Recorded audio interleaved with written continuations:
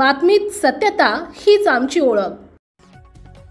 दोंडाईचा शहर परिसरामध्ये अवैध धंदा सुरू असल्याची गोपनीय माहिती पोलीस निरीक्षक दिनेश सोनवणे यांना मिळाली होती।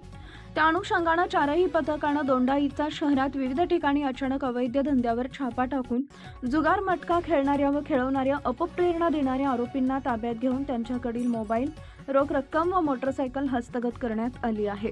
सदर धडक कारवाईत एकूण 19 आरोपींना ताब्यात घेण्यात आले असून एकूण 4,08,000 रुपयांचा मुद्देमाल हस्तगत करण्यात आला आहे। तर मटका, सट्टा, जुगार खेळण्यात येणारी सामग्री भर चौकात जाळण्यात आली आहे। त्यामुळे अवैध धंदे करणाऱ्यांना चांगलाच धसका घेतला आहे। उपसंपादक अशोक गिरासे। आपल्या परिसरातील महत्त्वाच्या बातम्या पाहण्यासाठी आजच आमच्या JBTV न्यूज चॅनलला YouTube वर सबस्क्राइब करा आणि बेल आयकॉन प्रेस करा।